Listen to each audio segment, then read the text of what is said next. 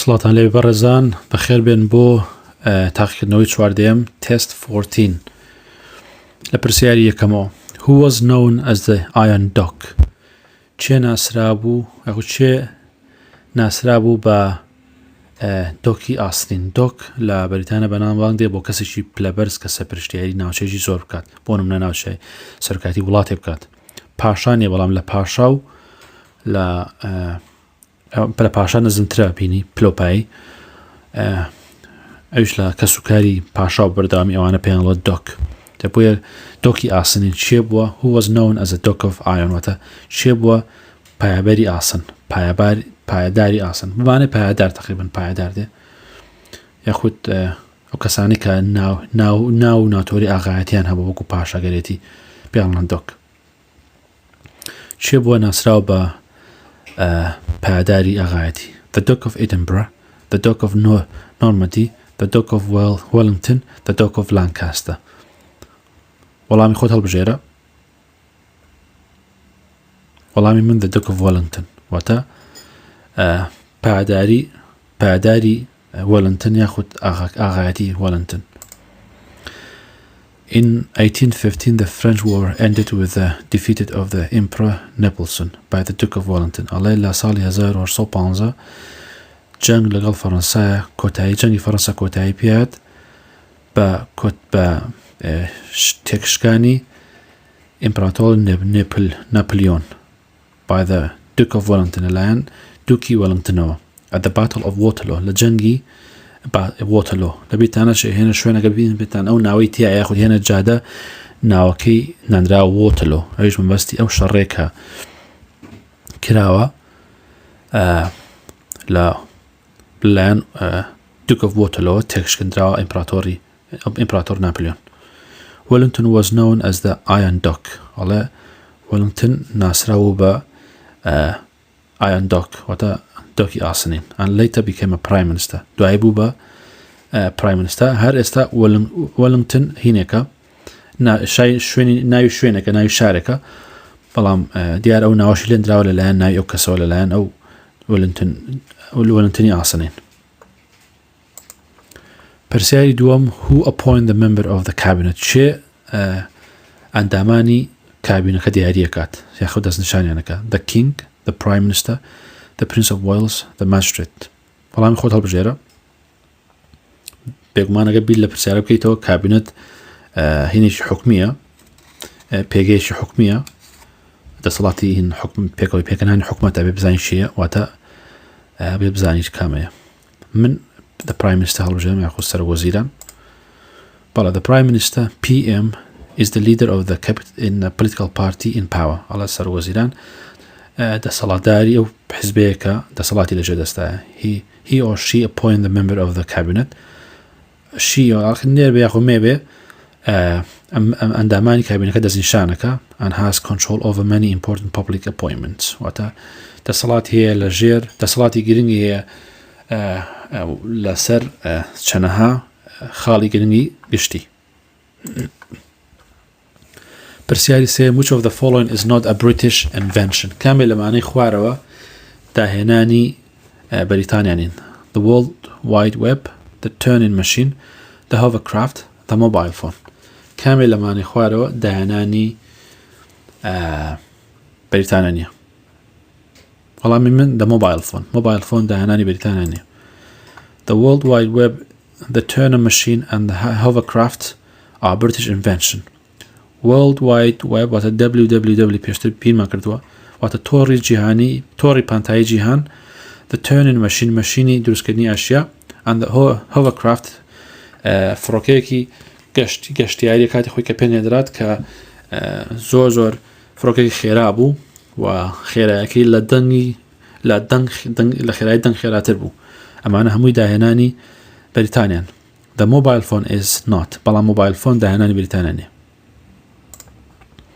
پرسیاری چوارەم When did Argentina invade the Falklands Island کەی ئەرجەنتینا دوورگەی فۆکلاندی داگیر کرد 1980 1982 1984 1992 کەی بوو داگیری کرد فۆکلاند دوورگەی ئایلند دوورگەی فۆکلاندی کەی داژی کرد ئەرجنتینا وەڵامی هەڵبژێرە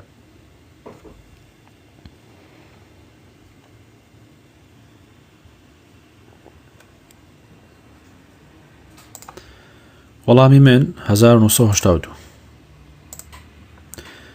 1982 ئەرجنتینا invaded the Falkland 1982 ئەرجنتینا فۆکلاندی داگیر کرد واتە دوورگەی فۆکلاند British Overseas Territory in the South Atlantic کە خاکێکی دەرەچی یاخود دەرەوەی خاکی دەرەوەی بەریتانیا بوو لە باشووری ئەتلانتیک ئاوەکەیە بێگومان ئۆڤەرسیز یان دەرەچی ئەو خاکانی کە بەریتانیا خاوەنداریەتیەکە Overseas Territory واتە ئەو خاکانی کە بەریتانیا ئیداژیری کردووە یاخود بەسێ بەسەراگرتووە یاخود ئێو بووە لە دەرەوەی وڵاتەکەی خۆی ئەو پێڵن Overseas Territory بەڕاستی پێڵم بە ئینگلیزی پێڵم British Overseas Territory in South Atlantic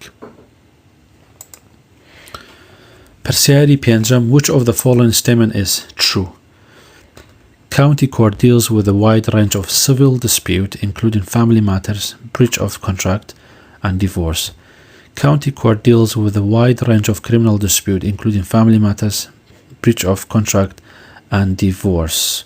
واتە county courts واتە دادگای ناوچەکان مامەڵە لەگەڵ چەنەها بابەتی جیاوازەکە بۆ نمونە ناکۆکی کۆمەڵایەتی including family matter کێشەی خێزانی breach of contract پێشێرکردنی گرێبەست یاخود تەلاق County Court واتە دادگای ناوچەیی مامەڵە لەگەڵ چەند تاوانەیەکە تاوانی ناکۆکی تاوان criminal disputes including family matters کێشەی خێزانی breach of contract و پێشێرکردنی گرێبەست یاخود تەلاق ئەم دوانە تەنها ئەمەیان جیاواز ئەمەیان ئەڵێ criminal dispute واتە مەشتومڕ یاخود ناکۆکی تاوانێک بێت کە ناکۆکی دەبێت لەسەر تاوانێک شێ کردوێتی بەس ئەمەیان ئەڵێ civil dispute واتە ناکۆکی کۆمەڵایەتی یاخود ناکۆکی خەڵک وەڵامی هەڵبژێرە وەڵامی من ئەمەیانە ئەمەیان ئەم دەستەواژەیان ڕاست پێگومان ئەڵێ county court deals with a wide range of civil dispute including family matters, breach of contract and divorce When is the Boxing Day? Boxing Day کەیە 24 دیسەمبەر 25 دیسەمبەر 26 دیسەمبەر 30 دیسەمبەر وەڵامی هەڵبژێرە پێگومان Boxing Day و ئاشکرایە 26 دیسەمبەر دوای کریسمس A Boxing Day is on the 26th of December, the day after Christmas Day and the public holiday. According to 2011 census, what percentage of the population identify themselves as a Sikh? ئەم پرسیارە زۆر دێتەوە ئەڵە بە پێی سەرژمێری 2011 لە سەدا چەندی دانیشتوان پیان خۆیان ئەناسێن وەکو ئاینی سیخ 0.1 0.5 0.8 لە سەدا 2 وەڵامێک هەڵبژێرە وەڵامی من لە سەدا 0.8 بێگومان ئەمە دووبارە بێتەوە بە سەرژمێری 2011 لە 159 دانیشتوانی بریتانیا مەسیحین لە سەدا 4.8 مسلمانن لە سەدا 1.5 هندون و سیخیش 0.8 جوولەکەش و بودی 0.5 پرسیاری هەشتم which court usually deals with the serious criminal cases in Scotland چه دادگایەک ئاسایان یاخود چه دادگایەک مامەڵە لەگەڵ تاوانی گەورە ئاکات یاخود تاوانی جددی ئەکات لە سکۆتلەندە the sheriff court, the crown court, the high court, the magistrate court وەڵامێک هەڵبژێرە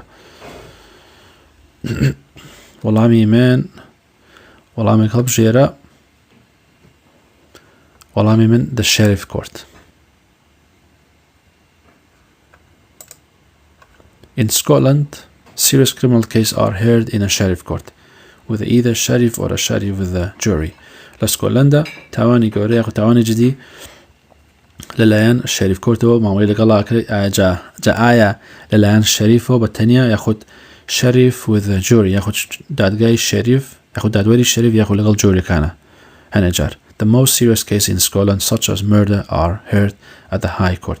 بەڵام ئەگەر تاوانی زۆر گەورە the most ئەگەر ئەمە ببینن ئەمە هەڵە serious criminal بەڵام ئەمە خوارەوە most serious لەبیر نەچێ بەڵام لە هەندێک تاوانی زۆر جدیە لە سکۆتلەندا بۆ منە کوشتن ئەوە ئەچێتە های کۆرت بەڵام باقی تر ئەوانەی کە تەنها سیریەس کریمیناڵن ئەچێتە شێریف کۆرت بەڵام ئەوانەی کە کوشتار و ئەو شتانەیە کە شتێکی زۆر جدیە ئەچێتە های کۆرت with a judge and a jury لە های کۆرتە گوێبیست دەبێت لەگەڵ دادوەرە لەگەڵ جوریە.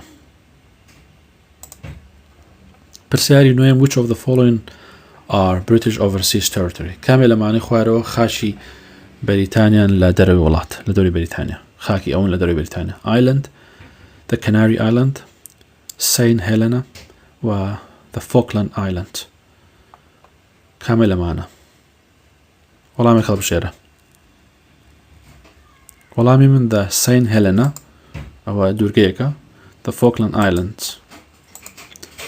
There are several British overseas territory in other parts of the world. ئەڵە چەنەها خاکی بەریتانیا هەیە لە دەرەوە لە وڵاتەکانی جیهان لە بەشەکانی جیهان بۆ نمونە Saint Helena and the Falkland Island they are also linked to the UK but are not part of the UK.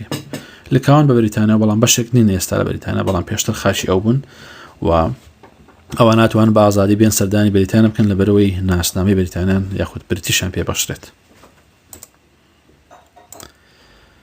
پرسیاری دەیەم when did Alexandra Fleming win the Nobel Prize in Medicine for the discovery of the penicillin ئەڵە کەی Alexandra Fleming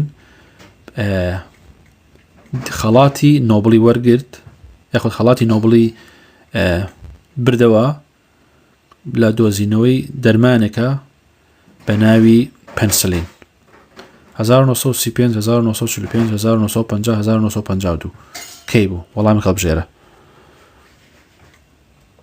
من 1945 هەڵبژێرم. Fleming won the Nobel Prize ئەڵە Fleming پرایزی خەڵاتی نۆبڵی بردەوە لە دەرمانە لە ساڵ 1945 for the discovery of penicillin بۆ دۆزینەوەی دەرمانی پەنسلین. What is Sir Jackie Stewart famous for ئەڵێ Sir Jackie Stewart بەچی بەنابانگە he captained the English football team that won the World Cup in 1966 واتە سەرپەرشتی تیمی فوتبۆڵی ئینگلیزی کرد کە کاسی جیانیان بردەوە لە ساڵی 1966 he captained the English cricket team و سەرپەرشتی تیمی کرێکەتی ئینگلیزی کرد he won the Formula 1 World Champion 3 times و فۆرمیلە 1 بردوتەوە کە چامپی جیهانیە 3 جار کە فۆرمیلە 1 پێشدانێکی یاریە he won golden medals in rowing in 5 consecutive Olympic Games و کاسەی ئاڵتوونی بردوتەوە مەدەلەی ئاڵتوونی بردوتەوە لە rowing واتە پێشبڕکەی مەلەوانی بە 100 لە سەبەلەم 5 جار بە سەریەکە لە یاری ئۆلمپیکە وەڵامی خەڵبژێرە واتە سێر جاکی ستیوەرت بۆچی بەنابانگە وەڵامی من ئەمەیە he won the Formula 1 World Champion 3 times واتە فۆرمیلە 1 بردوتەوە 3 جار لە پاڵەوانەتی جیهانە ئی پێشبڕکەی سیارە بەڵا سێر جاک ستیوەرت is a Scottish former racing driver جاک ستیوەرت کەسێکی شۆفێرێکی هینە سکۆتیە ئی پێشتر کێستەوازیێنە ئی پێشبڕکەی سیارەیە کە فۆرمیلە 1 بردوتەوە لە جامی جیهانە لە پێشبڕکەی جیهانە 3 جار بدوێتەوە. پرسیاری دوانزەم The decade of the 1960s was a period of significant social change when there was growth in a British fashion, cinema and popular music. هەڵە سەردەمێ بوو لە ساڵی 1960ەکانە کە گۆڕانکاریی گەورەی کۆمەڵایەتی بوو. When there was a growth in British fashion کاتێکە پێشکەوتێک و بەرەو پێشچوونێکی زۆر باشە بوو لە بواری فاشنە لە بەریتانیا لە بواری سینەمای و لە بواری گۆرانی باوە لەو کاتەیە. ئایا ئەم دەستەواژە ڕاستە یاخود هەڵەتە؟ وەڵامێک هەڵبژێرە.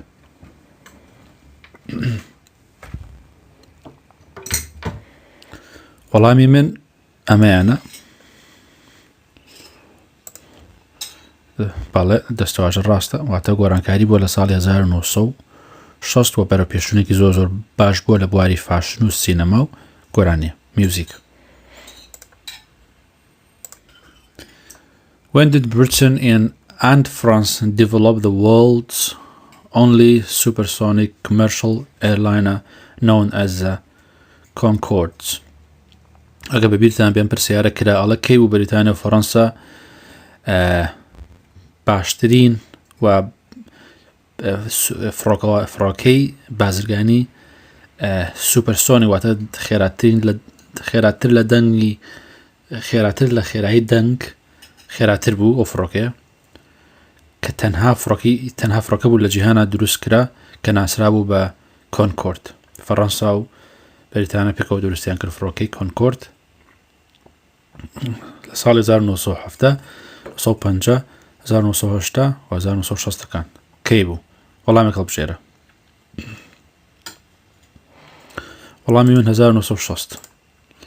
1960 was the time of technological progress. ئەڵە 1960 کاتێ بوو بۆ پێشکەوتنی تەکنۆلۆژیا.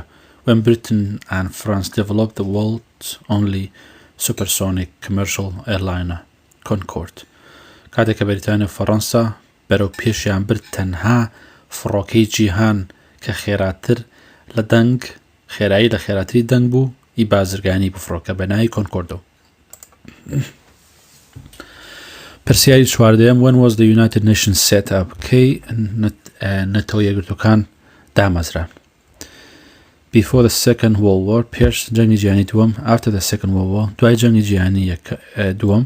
بورن Before the Second World War پێش جەنگی جیهانی دووەم. After the Second World War دوای جەنگی جیهانی دووەم. Before the First World War پێش جەنگی جیهانی یەکەم. Before the War of the Rose پێش جەنگی گوڵەکان. وەڵامێک هەڵبژێرە. وەڵامی من ئەمەیانە After the Second World War واتە دوای جەنگی جیهانی دووەم نەتەوە یەکگرتوەکان دامەزرا. بەڵێ کە پێڵن UN لە دوای UN دامەزرا لە دوای جەنگی جیهانی دووەمە. and aims to prevent war and promote international peace and security. ئامانجەکەی ئەو بووە کە پێشگیری لە جەنگ بکات و بەرەو این ئاشتی و سەلامەتی نێودەوڵەتی بپارێزێت.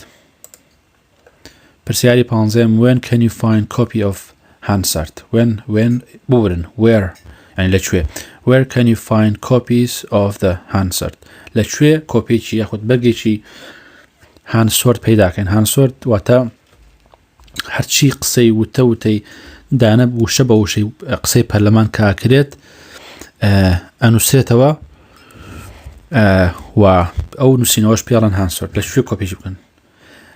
In the Guardian newspaper لە ڕۆژنامەی Guardian in the large libraries and at www.parliament.uk لە کتێبخانە گەورەکان یاخود لە ماڵپەڕی پەرلەمان. in the bookshop لە کتێبخانەی لە دوکانی کتێب in any library لە هەر کتێبخانەیەک بێ. وەڵامی هەڵبژێرە. وەڵامی من این دووەمە in a large libraries and at www.parliament.uk. Well, proceedings in Parliament are broadcast on a television and published in an official report called Hansard. واتە کۆبوونەوەکانی پەرلەمان ڕاستەخۆ پەخشەکرێت لە تەلەڤیزۆن و هەروەها بڵاو دەکرێتەوە لە راپۆرتێکی فەرمیە کە پێوترێت Hansard. Written reports can be found. ئەم راپۆرتە نووسراوە ئەتوانرێت بدرۆزێتەوە in a large libraries لە کتێبخانە گەورەکان و هەروەها لە ماڵپەڕی پەرلەمان. Which court normally deals with the case of children aged 10 to 17 in England, Wales and Northern Ireland? چ دادگایەک مامەڵە لەگەڵ کەیسەکانی مناڵانەکە کە تەمەنە لە نێوان 10 بۆ 7 ساڵە لە ئینگلند، وێلز و Northern Ireland و ئێرلەندە باکوور. High Court, a Youth Court, a Magistrate Court, a Sheriff Court. وەڵامی هەڵبژێرە. وەڵامی من a Youth Court واتە دادگای گەنجان. باسی ماڵن چی ئەڵێن deals with case of children ناڵێت serious ئەنی جدی بێ شتانە بەس ئەڵێت کەیسی ئاسایی مناڵە واتە a Youth Court. In England, Wales and Northern Ireland, لە ئینگلند و وێلس و ئایرلەندای باکوور, if an accused person is aged 10 to 17, ئەڵەو کەسێک کە تۆمەتبار کراوە تەمەنی لە نێوان 10 بۆ 7 ساڵ بێ, the case is normally heard in a youth court. کەیسەکە ئاساییان لە دادگای گەنجان یاخ youth court گوێی بۆ گیرێت in front of up to 3 specially trained magistrate or district judge. لەبەردەمی سێ دادگای ماجسترێت یاخود دادوەری ماجسترێت یاخود دیستریکت جاج یاخود دادگای ناوەشی گوێی لێ گیرێت یاخود لەبەردەمی ئەوانە ڕاوەستێت کە ئەو دادوەرانە ڕاهێنانی تەواویان پێکراوە شارەزان. The most serious case will go to the Crown Court. ئەگەر ببینین لە کۆتایەکە ئەڵێ ئەگەر مناڵیش بێت و تەمەنایە بێ ئەگەر کەیسەکە زۆر زۆر جدی بێ ئەچێ بۆ Crown Court. بەڵام کەیسێکی ئاسایی بۆ گەمەی کە باسیەکە ئەچێ بۆ Youth Court. How old do you need to be able to go into betting shops or gambling clubs? 16 ساڵ واتە بێت تەمەنت چەمێ بۆی بتوانی بچیت بۆ شوێنی دوکانی گرە و دوکانی قومار و ئەو شتانە یاخود بۆ نادی قومار. 16 ساڵ 18 ساڵ 20 ساڵ 21 ساڵ وەڵامی هەڵبژێرە. بۆ من 18 ساڵ ئەڵە تەمەن دەبێت 18 ساڵ بێ ئەگە بتەوێت بچی بۆ betting shops or gambling clubs واتە تەمەن دەبێت 18 ساڵ بێ ئەگە بتەوێت بچی بۆ دوکانی گرە و شتیوە یاخود دوکانی قومار. Which flag has a diagonal white cross on a blue ground? کام ئاڵایە خەتێکی سپی لەسەرە لە ژێر ئاڵایەکی شیندا کە پشتەکەی شینە و خەتە سپیەکەی بەناو هاتووە. The cross of Saint Andrew, patron saint of Scotland, the cross of Saint Patrick, patron saint of Ireland, the cross of Saint George, patron saint of England, the cross of Saint David, patron saint of Wales. پێشتر باسم کرد ئەڵێ the cross of Saint Andrew بۆ نمونە واتە خاچەکەی ئەندری پیرۆز patron saint of England patron واتە پارێزەر و پیرۆزی سکۆتلەندە بۆ نمونە. وەڵامی هەڵبژێرە. وەڵامی من ئەمەیە the cross of Saint Andrew patron saint of Scotland. The cross of Saint Andrew, patron saint of Scotland, is a diagonal white cross on a blue ground. ئەگە بینی بێتان هەمووتان ئاڵای سکۆتلەندا بینیەوە پشتەکەی شینە و خەتێکی سپی بەناوی هاتووە واتە خاچێکی سپی.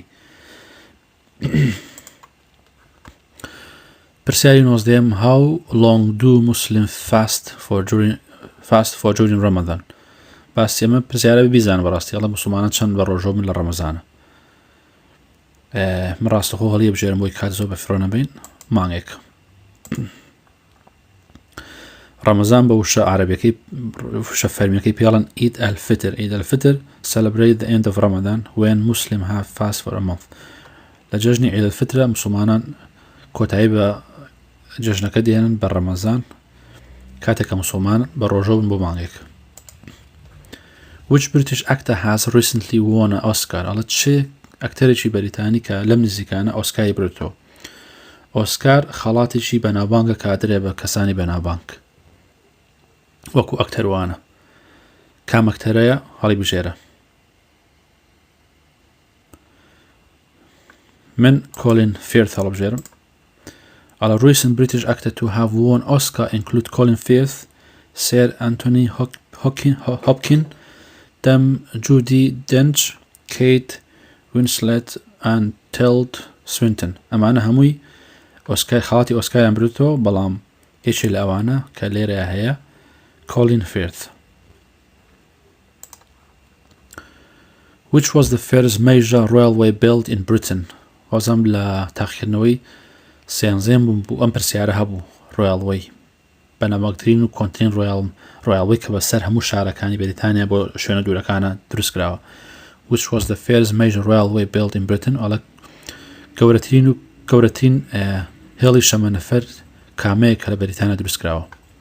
High Speed 1 West Coast Main Line Great Western Railway East London Line کامەیانە وەڵامێک هەڵبژێرە.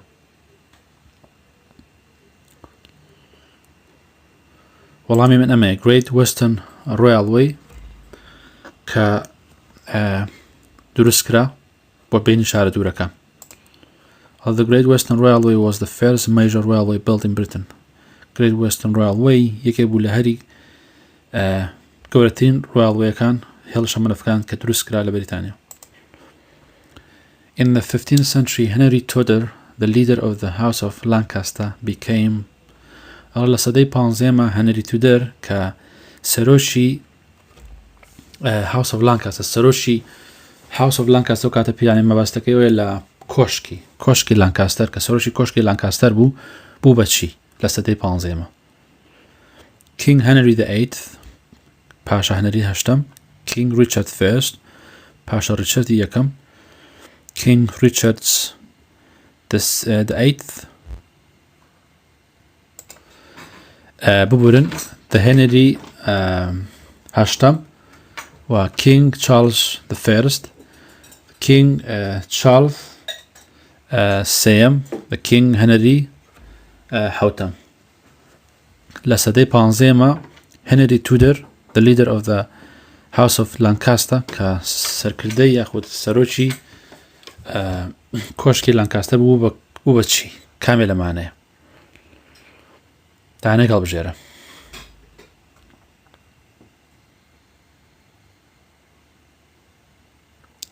وەڵامی من ئەمەیە King Henry the seventh واتە هەنەری حوتەم King شا هەنەری حوتەم بوو بە شای حوتەمی England. In 1485, Henry Tudor, the leader of the House of Lancaster, became King Henry VII after defeating King Charles VIII of the House of York at the Battle of Bosworth Field. ئەگەر بینە بێتە ئەم پرسیارە بەڕاستی هات بۆ بە شێوازێکی تر بەڵام لە ساڵی 1485 هەنەری تودەر کە ناوەکەی بووە the leader of the House of Lancaster سەرۆکی کۆشکی لانکاستەر بوو became the King Henry VII بوو بە پاشا هەنەری حوتەم after defeating the King Richard III واتە ئەو کات دوای ئەوەی کە پاشا چاڵشی سێمی تێکشکاند کە پاشای یۆرک بوو کە پاشای کۆشکی یۆرک بوو یۆرک ناوچەیە at the Battle of Bosworth Field لە جەنگی لە جەنگی بۆسوەرثە لە کێڵگەیەک بوو کە لەوێ جەنگیان کردووە Bosworth Field لە جەنگی Bosworth Fieldدا لەوێ King Henry King Richardی تێکشکاند و دوایی بوو بە پاشای حوتەمی England. How many senior MPs are appointed by the Prime Minister? چەند ئەندام پەرلەمانی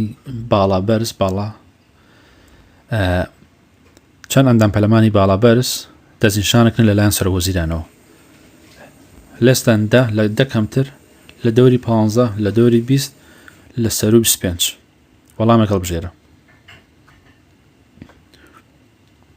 وەڵامی 20 The Prime Minister appoint about 20 senior MPs to become minister in a charge of department. ئەڵێ سەرۆکوەزیرانی بریتانیا 20 ئەندام پەرلەمانی باڵادەست دەستنیشانەکە بۆ ئەوی ببنە وەزیر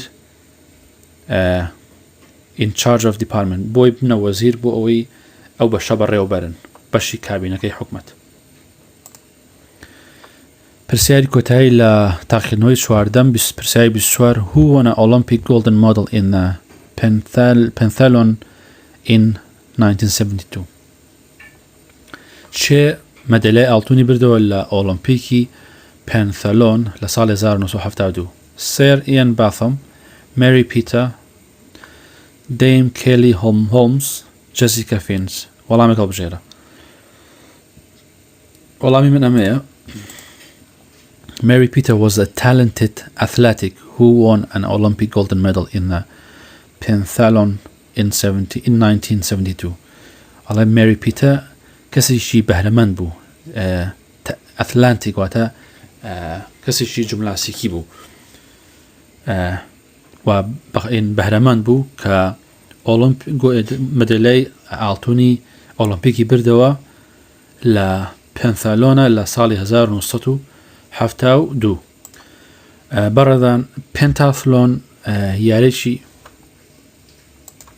ببورن ویستمەوەتان بۆشیکەمەوە پێنتاتلۆن بۆی بزانن یاریی ئۆلۆمپیکە وەکو وەرزشێکی ئۆلۆمپیک وایە کە